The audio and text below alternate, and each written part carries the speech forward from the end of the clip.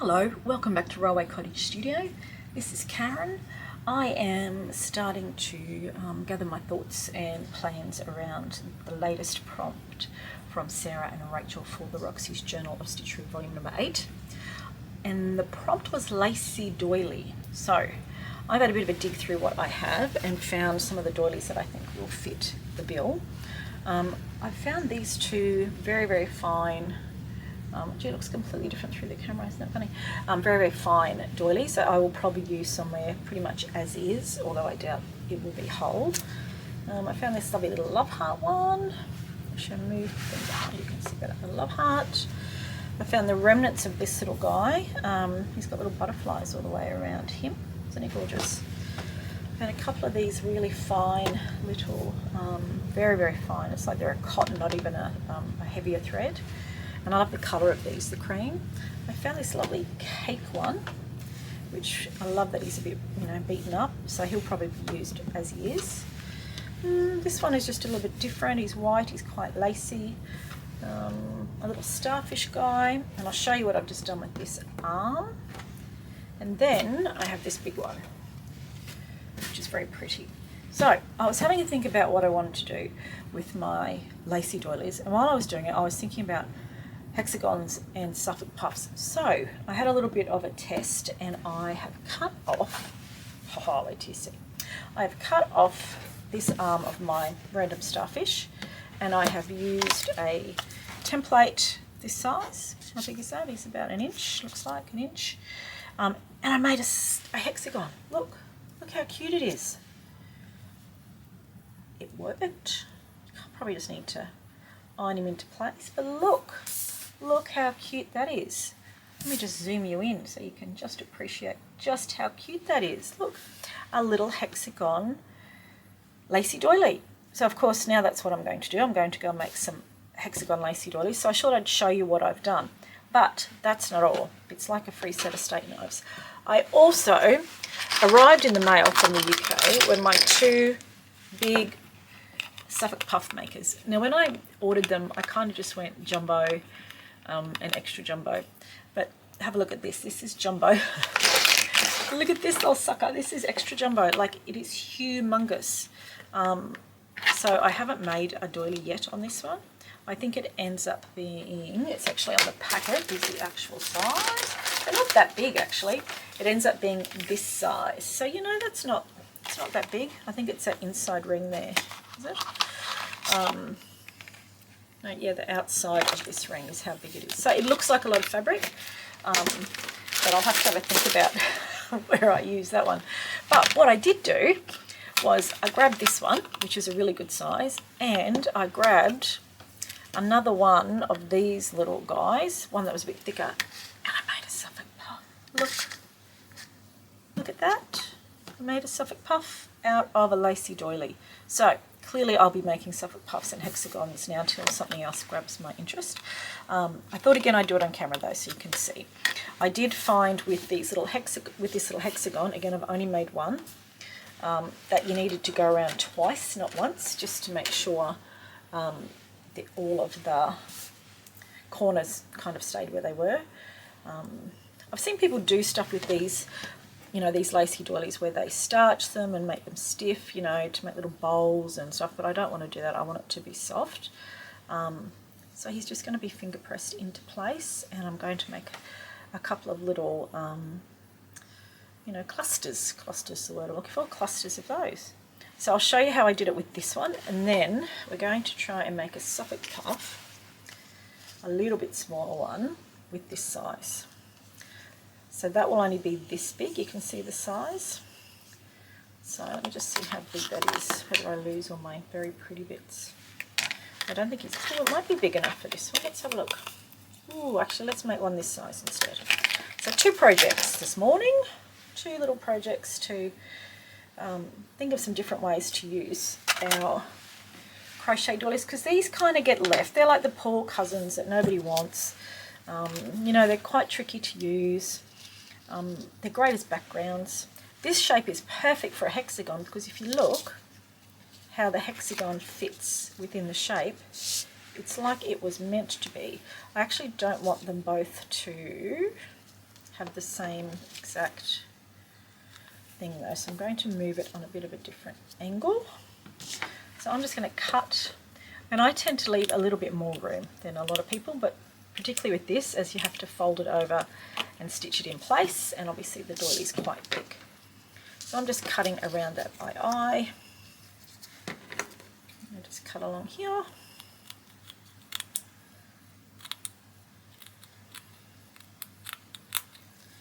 And then just to give myself not too big chunky bit there, cut him off. And the same down here. So I'll show you what I did. Let's see if I can do it again.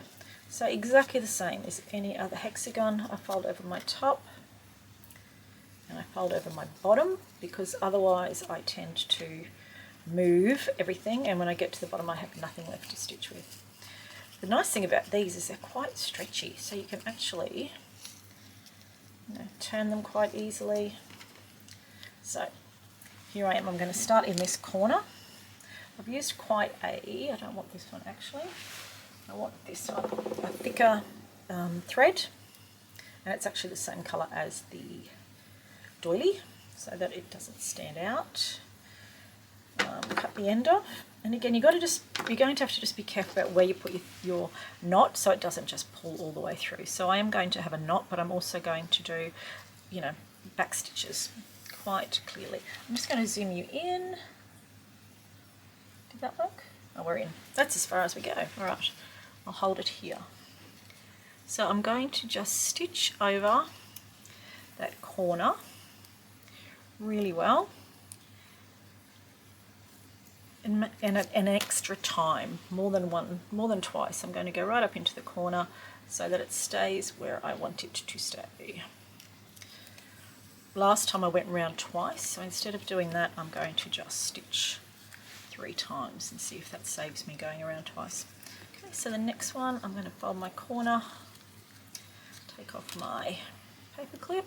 Now I'm trying to make sure that everything's taut, so I'm going to pick this hole up here, and I'm going to go a little bit further in than I normally would, again just to give us a bit of tension. And again through here, making sure I actually go through a bit of the doily that has a bit of oomph about it, so that it will do something. Yep, perfect. One more for good luck. Trying to just place them in slightly different positions. Alrighty, let's go to here.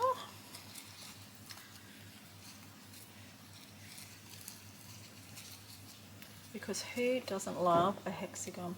So see here, I don't have a lot, and that's not right at the corner. I'm just going to make sure that's pushed right down so it's nice, and I want the shape to be obvious. So I'm going to start in here and just go. Very easy to sew these, that's one thing. I'm just going to go a little bit closer to the corner with that one. He's a bit chunky, pull him tight. Let's go to this corner, making sure that I have a nice shape around the outside. And see, if we go there, but I think I need to go here for the first one, just so I can pull that and tuck him under like that. And again, it will just be a matter of a bit of trial and error to see what works the best, because we also don't want big lumpy bits. So here, and again I don't have a lot on this corner, so I'm going to go through the threads here and actually through the threads there, holding him tight. And I'm actually going to go through through the middle of the thread rather than through the hole. There we go, last one. So all the way out and fold to make sure I get that outside silhouette. I'm going to go through this hole first just to make it stay where I want it. Through again, pulling that down.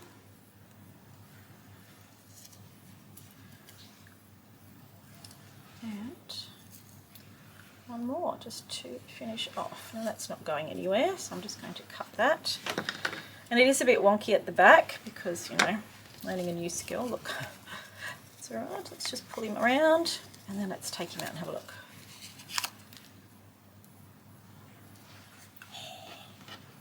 So see how my threads are a bit loose? There, that's right. I'm just going to pull that across. Save that. That's the back of my knot. I don't want him. So there's my hexagons. Look at that. Love it. Okay, that's the hexagon effort. So let's try now. We're going to use this very, very fine doily to attempt to make a suffic puff. Let me just thread some more. Get some more thread, and again I'm going to use this thicker thread just because it also is like a brushed thread. It's not slippery, so it will, you know, grip a little bit better because this is quite fine. Just thread my needle. It's a bit dark in here today. I don't know why. I do have my back door closed because my golden retriever is having a bit of a moment, running in, grabbing things and running away, thinking it's a great game. But it's not funny when she steals a doily and runs into the backyard. Alright, hang on, I'm going to sneeze. Excuse me. Alright. So this little doily is very, very fine and very, very soft. Let me just put them in the background. Look, here they are, just looking very casual in the background. With the paper clips, they're ruining the vibe. Anyone know where my thread is? Okay, so I'm going to place this across here. What I want to do on this, I'm actually going to find a Nico pen, a marker pen, because I can never line them up. There's always something in the road. So I'm actually going to put a permanent mark so that I can easily, because you know you're supposed to line up this thing with one of the corners, right? And you can never do it when you've got something in here, it's impossible. So I'm just going to go like that, give myself the best chance of actually doing it correctly. Right, this is a permanent marker, so alright, let's try that. First things first, let's put our little doily, and it doesn't have a right side, I don't think. Pop you in the middle of that. You can see it's right at the edge, but it's a bit stretchy, so I'm going to stretch it. And I don't know if it's a good idea to try and make it centered or not. I don't know if I'm clever enough. See, that's easier. I can just line that up. Let's stick that in. So this is the extra large, not the jumbo. So I'm just going to pull up. See, there's a little bit there. I want to be able to pull a seam all the way around. Who knows what this is doing to the front, but we'll soon find out. So I'm going to treat it like any other. By starting, there we go, up and down. There we go, there's my first one here. Alrighty, don't do the thing I did the other day, which was sew through that hole and then the whole gathering process doesn't work. The thing I have trouble with suffic puffs is getting it to turn under all the way around. I'm sure it'll be a lot easier with this because it's so easy to work with and to manipulate.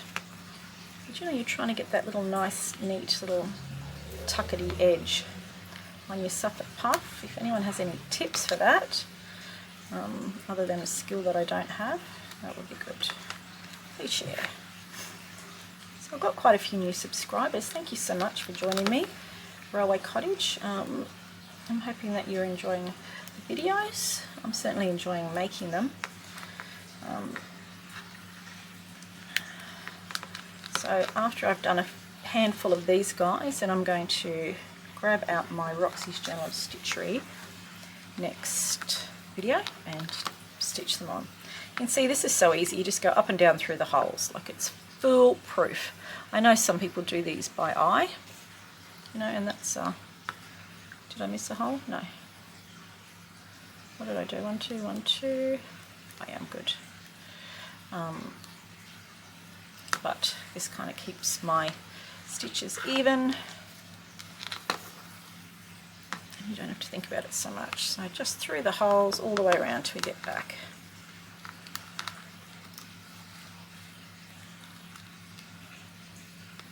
to the beginning. So we had another random cold blast today after having a couple of very warm days, so it's just all over the place. My poor garden doesn't know what to do. The mulberries started to fruit and then they went, oh hang on, what season is it? So here we go.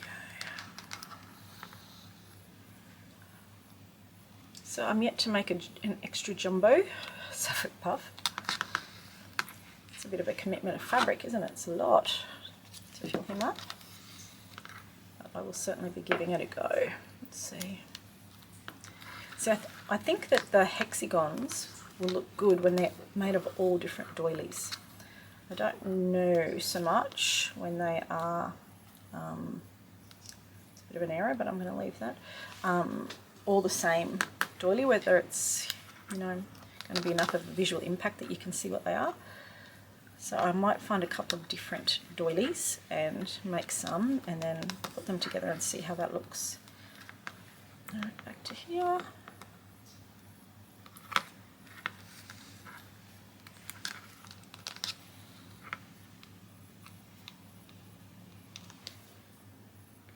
Okay, sorry, I just lost myself there for a minute. Okay, must be close. Where are we up to? Oh, I must have moved it. When I did the other doily, it was a bit thicker and I really had to put pressure on my thumb to stop it from popping out. It didn't sort of click in like this one did with the much finer you know, fabric that you're working with. Right through there. There it is. Okay, so I'm back to the start. One to go. And then let's see what happens. I'm not sure what I did there, but anyway, I'm going to finish there. Okay, so I'm not going to undo my thread because I want to go pop him off. That doesn't look too bad. Pop this little guy off very gently. I mean, you could have really just followed the circle around, but you know. Let's see what happens. So I need to grab both ends because otherwise I will just literally pull it through. Where's my knot gone? Where's that one? Ah, there it is. There, sorry. So a trick would be to leave a big knot, big end, so you can find the other end because it's all the same. There it is there. Okay, so there's my knot, can you see? Right, so now I'm just going to hold them both and pull them both together, turning them in, and then having a fiddle. Oh, it looks like a cute little purse. Now I could have trimmed, maybe I'll have to go let loose and trim again. Yeah, I think I will. I'm just going to pull it out again. So I probably should have done that while the suffic puff was on the maker. Again, learning and new experiments. So I'm just going to go around the outside and just get rid of some of this excess. And again, these will all be used. Don't worry, every bit is used somewhere in my work. So some exciting news, my Nautica quilt has just gone off to the Sydney Quilt Show at Rose Hill, if you're heading out that way in September. Mum and I are heading down, but it's also going to Japan. It's going to the Yokohama Quilt Show. So that was a bit of a thing out of the blue, and very exciting. So I think it's heading over in October, and my quilt's getting to Japan long before me because we were due to go this year at the beginning of the year, and then our daughter had a baby, so we postponed that trip. But now, good old Nautica is heading off to an adventure in Japan, and there's some fabulous slow stitches in Japan. I would love to go in the future. All right, let's have a look at this. So we want this to be in the middle, and we want to be round and cute. So let's just give ourselves a bit of a fiddle, fiddle, fiddle, fiddle. And then we want this bit to turn under. This is the tricky bit. Are we going to be able to turn them under? Is there a trick? Last time I kind of just went around and poked them under and then pulled, if that makes sense. I kind of poke and pull. There's the, like this, and this. And then a little pull. And then a bit further on. Maybe I shouldn't pull so early. Does anyone have a trick for this? Because I don't want the sticky out bits. I want them tucked. And I think if you tuck them probably before you pull them, then they'll kind of get caught in the gathers actually, now that I'm looking at that and how that works. Let's pull that out without pulling the end out. So they're all down where I want them. Turn him over. So I'm just folding over the line. The line is literally right at the edge. Again, this could be a disaster, who knows?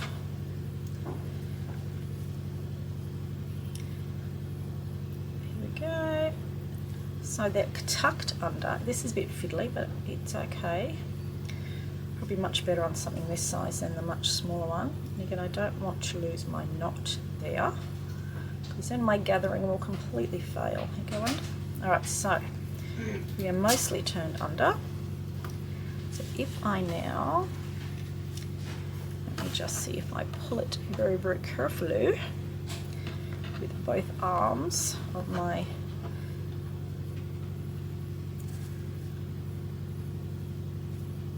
yeah, that's working.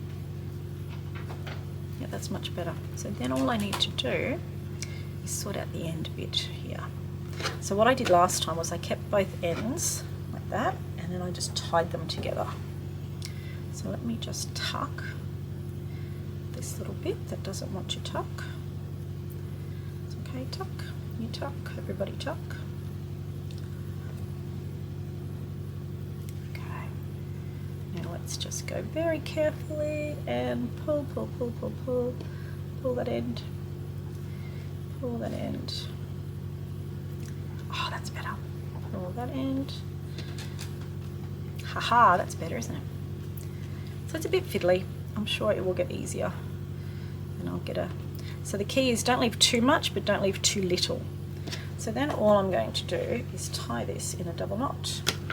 Let's get rid of some of that excess.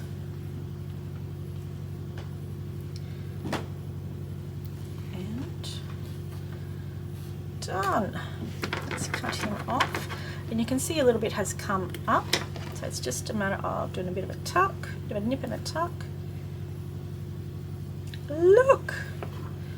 Oh, I love it. So I had two. This one was a bit thicker, as you can see. So look how gorgeous they are. I love it. You can see what I probably should have done was just pull that back through under that little bit of thread, but you know, I'll find a way to hide that. What do you think? Suffic puffs, hexies. There's no stopping us. Not that I'm obsessed, but that's going to be the start of something for my quilt. Thanks so much for popping in. Thanks for bearing with me while we learnt something new together, and I'll see you soon.